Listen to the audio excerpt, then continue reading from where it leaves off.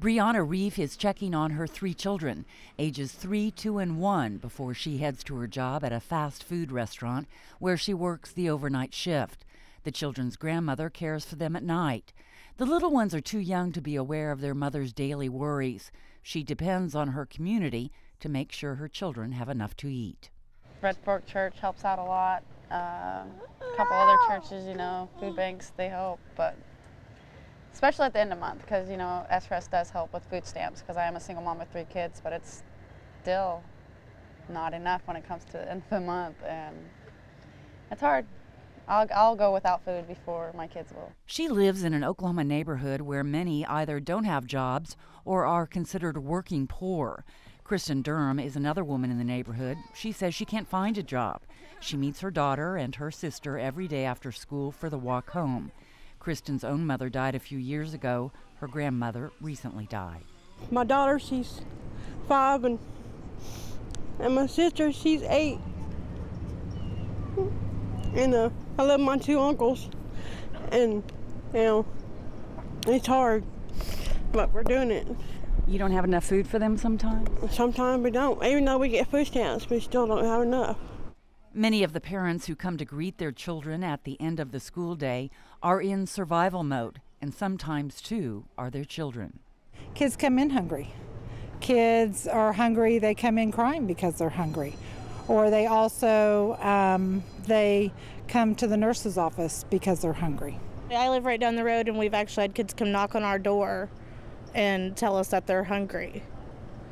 And so we feed them, and then we'll fix them a bag of food to take home. But it's like either their food stamps run out at the end of the month or something.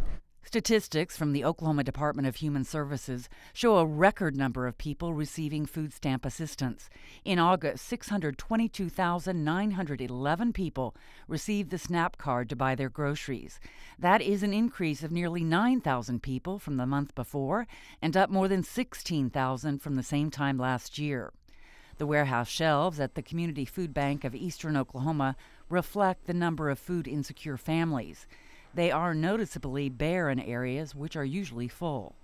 We have a situation where we're distributing more food than we're actually bringing in. Last month alone, we distributed approximately about 300,000 pounds more food than we brought in, which means we're going into our inventory every month, and we can't sustain that. On pickup days, you can see the volume of food going out. Volunteers from churches and food pantries arrive in trucks to pick up the food they will carefully portion out to those in need. This is a 30-pound frozen package of chicken legs and thighs. We break it down to 10 packages so we can give out at least 3 pounds. That means we've got to work in our kitchen. It doesn't end here. There's another 3 hours or so. There is no price tag on the countless volunteer man-hours it takes to distribute the food to people in the 24 counties the food bank serves. Catholic Charities picks up its allotment from the food bank weekly and is one of the bigger distributors of food in the region, serving 50,000 people annually. In 1 year, we can help you 4 times with food. It could be any time. On any given day, Catholic Charities workers listen to 50 to 60 hardship cases. So it's really on a scale that's really unseen by Catholic Charities. Just a few years ago, it was nowhere near that. Catholic Charities Director Deacon Kevin Sartorius says they are seeing more working families having issues with hunger. There's a lot of internal, I think, shell game that goes on in a family's budget. If they have a prescription they have to buy for their child because the child is sick, that means they can't buy food. If they need to get gas so they can go to work, they have to get that next paycheck, so they buy the gas, and then they're coming to us saying, can you help backfill? Can you give us food for our meal tonight? Jennifer Youngblood gets food from Catholic Charities.